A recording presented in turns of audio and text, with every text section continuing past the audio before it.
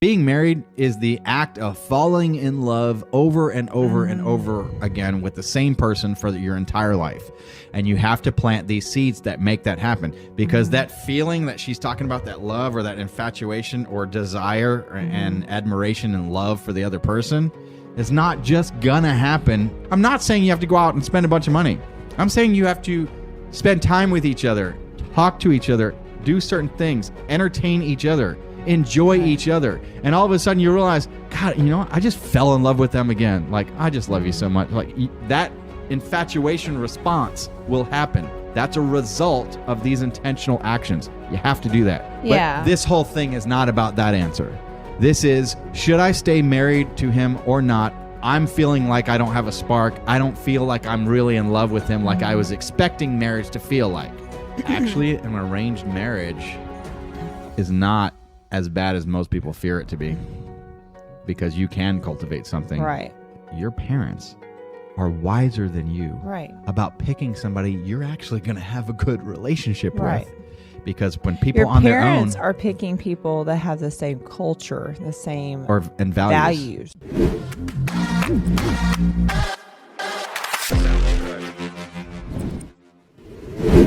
Okay, look. This is an example of something that we get on a somewhat regular basis, and it's a little shocking to people when you hear something like this. So this is going to be a good one. I am calling because I am struggling with my marriage. What's up? I've been married for 2.5 years. It's actually my second marriage. Oh, they're babies. Well, it depends on how old she is. She sounds young, but... Yeah, but 2.5 years, they're like baby married. Yeah. When I married my husband, I had a long list of things that he needed to check off before I decided to get married, and he checked off a lot of those boxes. And she probably had a long list of things because it was all the things that went wrong in her first marriage. So now she probably has overcorrected and gone, well, I want somebody that has financial prudence, or is this, she or might this, not have or been this. married before. She could. No, she said this is my second marriage. Oh, I didn't hear that. Yeah, I heard she said this is my second married marriage. 2 years. Yeah, she said she's married 2.5 years as a second marriage. Oh, I didn't hear that part. Oh, okay. So she's probably going, here's everything that was wrong. So now I've built my avatar of the perfect man. And as soon as I see a man that has these indicators, then I'm going to go for that. Well, if it's her second marriage and she's already ready to throw in the towel after 2.5 years, I would start looking in the mirror. That has occurred to me too. Let's see if it's occurred to her. Just humor me. What are some of the things on your magical, mythical fantasy list? Okay. Good. We get to hear these. Let's see. Reliable. Kind, reliable. Keep going.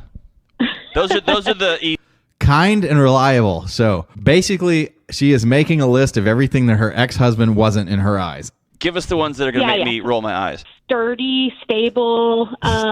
Sturdy. What is sturdy? Sounds like she's talking about a truck axle. I am like, this pickup truck is sturdy. Or is this something, an object? Sturdy, like I'm looking at a guy out in the lobby. He's got about 150 pounds of just raw beef on him. He's ripped. I just think somebody who's that kind of sturdy, passionate and easygoing, I guess, is the right way to put it. Passionate and easygoing. Okay, continue. No, not passionate, easygoing. Okay. Compassionate. Compassionate. Nice, Okay. Yeah. It sounds like she had a mean ex. Yeah. Cool. And he, I think for him, his checklist was more like, stable, good with money, comes from a good family type thing. And I mean, any of the things that have been mentioned so far are fine. Right. Kind of coming to this pivotal moment in our relationship where we are realizing that we never had like the love spark. And I have had a case where we asked, have you ever been in love with your husband? And the answer was no. How long have you been married? 18 years. How many kids you have? 2. And you were never in love with your husband? No.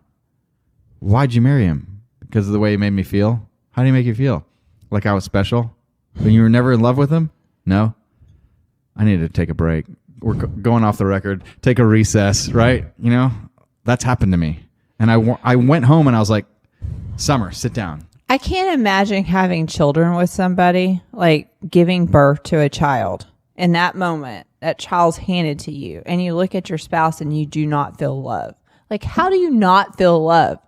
You just have a human being together. I mean, like, that's a different kind of She hasn't feeling. said that she has kids, so I No, don't but know. I'm just talking about the one you just described. Oh, I know. She had I two know, right? kids. I went home and I'm like, Summer, sit down. I need you to, and we had have a serious talk. And I go, when we got married, were you in love with me? She starts laughing at me. She's like, yes, Palmer. What are you talking about? I was like, you wouldn't believe it. I just went through this experience. It disturbed me. Oh, yeah. For days. Well, that would disturb anybody. I'm Oh. sure her husband was like, well, thanks a lot. Yeah, and it causes you to question everything. And she's like, sometimes this job, like, and that was actually one of the earlier experiences where we realized we need to intentionally do things that improve our morale and spirit and clarity, and we had to get a really strong mission, which is to change the way that people approach the divorce process, and that we lead people into healthier relationships. Right. Because without that, this could destroy us. And I see lawyer after lawyer after lawyer, because I'm an administrator in one of the biggest family law, if not the single biggest family law firm group, Texas Family Lawyers in Texas, of like 6,000 family lawyers, and constantly lawyers are complaining about the burnout and the emotional and spiritual and intellectual draining that it is to deal with people. And it's usually because no one really taught them. This is the main purpose of why we have our podcast, is because no one really taught them how to handle the emotional aspects of dealing with people like this. And they just don't have the skill set. So they think, I'm just going to try and get them as much money as possible, or I'm going to try and get them more time with the kids than the other side. And they break it down to those fundamental elements, but they're missing the big picture. And without that big picture, you're like on the road to hell, really. Right. I'm really struggling trying to figure out if that's actually a necessary thing to have. Well, of course, you need to have love. The interesting thing is you can develop this Yes. if you're in this situation. It And you sounds have like to me develop they it. need to go on some dates. Exactly. And take some trips. And you need to and and you and need to build. grow. And being married is the act of falling in love over and over and over again with the same person for your entire life. And you have to plant these seeds that make that happen, because that feeling that she's talking about, that love or that infatuation or desire and admiration and love for the other person, is not just gonna happen. And you're gonna start taking them for granted and just thinking, oh, they're there, and you're gonna be looking for fulfillment other places naturally, unless you intentionally do that with each other and for each other, both with and for each other. You have to do those things. right. So, yes, you should. Man, you're saying all the things. So yeah, I think he's puzzled. he is. You can tell this is somebody that tends to give more financial advice than emotional. And I would have already told her. So they are to the emotional advice what we are to the financial advice. Right. I would And already vice ask versa. her, well, first off, do you and your husband want to save your marriage? Well, what I'm hearing is they want their marriage to work. They're possibly willing to do everything that it takes to. Well, she make the says, marriage work. I don't have a good reason, but I want a divorce. So she's actually saying she wants a divorce. I And- think that's probably a highlight, And they're- clickbait-ish, yeah. and sensationalized type of headline. But what the real situation, I think, is she thinks she wants a divorce because there's this spark that she expected a marriage to have that's not particularly there. She's thinking it's Disney. Yeah, she's thinking happily ever after Disney, and Disney Right. is a liar. It's not Right. happily ever after without intentional work. Or she's and she thinking doesn't of understand some the movie. steps. Right, she doesn't understand the steps to have that in your marriage. Right. This feels like I'm not even going to go there. You're saying all the things. So yes, you have to love the person that you're married to. That's one of the cornerstones of marriage is I love the person. Yep. I often Finding your spouse I is think about. she knows the answer to this question herself. I don't even know why she's asking it. I think I it's don't not know a that. very Maybe she does. I'm not. Well, I I'm don't not think clear it's a on that very yet. smart thing to ask. I mean, we're kind of trained. Well, she knows that answer. But Yeah. this whole thing is not about that answer. This is, should I stay married to him or not? I'm feeling like I don't have a spark. I don't feel like I'm really in love with him like I was expecting marriage to feel like. And by the way, that's a thing that almost everybody has. Right. Like so many people have that. And there will be times where those thoughts go through your head. It really can just depend. Here's a dynamic that happens is somebody finds that spark and has an affair. And so they get a divorce. And as soon as the divorce is done and then they move in and have the other person, the spark goes away. Why? Is because of the dynamic in that adventure and what it all meant. And you never really had that day to day. One person described it as, I am, like when his wife was doing this, was that he gets all the good and I get all the bleep. The, poop. I know. I knew what you meant. Right? Okay. So the S word. yeah. And so, and then as soon as she stops giving you the handful of, the S word, the flushables, okay?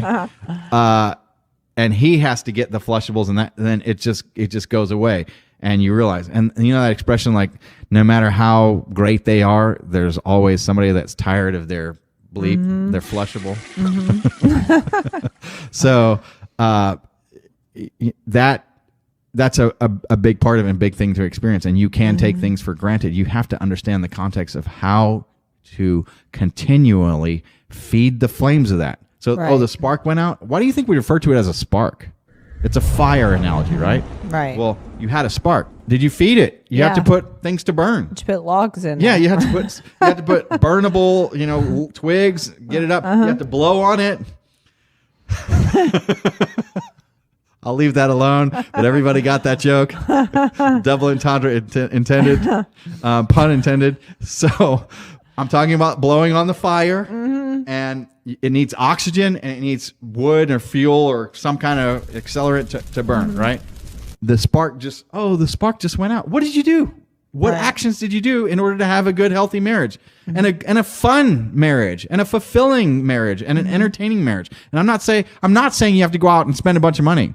I'm saying you have to spend time with each other, talk to each other, do certain things, entertain each other, enjoy each other. And all of a sudden you realize, God, I just fell in love with them again. Like, I just love you so much. Like, that infatuation response will happen. That's a result of these intentional actions. You have to do that. And that's what we're calling a date night. Summer and I have date nights over, I pop some popcorn and we watch something. Netflix and chill that's a good date for us. And we like doing it. And we'll watch something on TV, or we'll go out and binge watch a series. Right. Or we'll go to the gun range. We will go out to eat, or we'll take walks, or we'll exercise together, or just spend time together. Summer and I spend a lot of time in the house, but a lot of times we're spending time in the house. Like, I'm doing work and she's doing work because we work from home a lot. And so, there are times when, in fact, she said this to me the other day. She goes, I've seen you all day, but this is the first time I get to spend any time with you today. Yep. Because even though we're physically there, that's not spending time with each other. I totally know what you're talking about. There's a difference between quality time and presence with each other versus being in each other's presence. Right. There's a big difference. It's different one of them doesn't when you're count. distracted with other stuff. Exactly. You have to allot that time. And the fact that you allot that time makes that time special. Right. And just be present and listen with each other and just enjoy. And the first thing you have to do is decide. It's a decision. It's a conscious choice. You decide, I appreciate you and I appreciate being with you and I'm glad I'm with you. This morning, before we came to the podcast, Summer was taking a shower, and then Daniel called. I work with him, and Summer's in there. And by the time I get in there, she's getting out of the shower, but she's standing there. She's not dressed yet. I'm not going to go too far into this, but I'm in the shower and I'm just looking at her, and I got this big grin on my face, and she looks at me in the mirror. She goes, "What are you looking at me like that for?" and smiling. And I was like, "I'm just happy to have you. And I like you and I love you and you're great. And I'm really happy and blessed to have you. And I just like you a lot." And I told her that. How does that not set your day off in a great way for both of us? Right. And the fact that she liked it, and she, I could see that she appreciated that and reacted well to it. Now, can you imagine how that would have gone if she would have, been dismissive or mean about it? Right. That's an intentional choice too. Right. Her first reaction may have been, because I may have shooken her out of whatever. She may have been in an intense argument with somebody in her mind about something that she was having to deal with or some kind of problem, and she may have turned her attention to me. She made an intentional decision to react well to me, and she knows it, and I know that she did that too. We both intentionally did that, and then enjoyed the response that created. That's what marriage is. You have to do those things. Right. Wince when somebody says we're coming to this apex moment, especially when it's 2.5 years in. Yeah. That feels like you have set yourself up for a determined outcome that you want, and you want to blame it on a moment. Correct. I agree. That's Right. That's a good So, assessment. Why'd you marry this Yeah. guy? If he's Well, sturdy because and compassionate and kind and lovely, Yeah. and I promise that first he marriage wanted was- you for more than you were good with money. Yeah. Right. My first marriage was pretty tumultuous. There was a lot of passion and love, but it ended badly. Yep. Well, we predicted that too, by the way. Right. There was infidelity and addiction, and so I knew. Infidelity and addiction. In her last marriage, Yep. she has trust issues. Oh, yeah. Yeah. That I guess I feel like And she's likely putting boundaries up. And she probably put a passion boundary up Yeah. because last time passion was associated with that marriage. And so that is something that she's afraid of, because if she gets too passionate with it, then it can lead down that path. Right. I didn't trust that anymore, and Boom, trust, just like you said. I wanted something a little bit more stable and reliable. Okay. But stable and reliable sometimes is boring. Right. And the problem is she's living a boring life and thinking, oh, I'm not really in love because there's no passion there. So there's a disconnect between her wisdom and mind and her feelings. She's not recognizing she can make that marriage fun and have a good time. She just needs to Correct. plan some trips. Maybe your husband isn't somebody that's going out there doing that for you. Maybe her last husband did. And so she's like, she's needs to quit comparing the two, Yeah. because that's what she's doing right now. Oh, yeah. She's comparing one man against another man. She's comparing one marriage against another marriage. She needs to stop. Yep. She needs to recognize this is a whole new life, And she needs to be all in on this one. and she needs to make that life Yep. the way she wants it. I mean, she can do that. Yep. It's her choice. Yep. I'm just like, I guess I'm struggling because I always believed we could just cultivate something that was worth it, but it feels a little bit more like an arranged marriage type situation.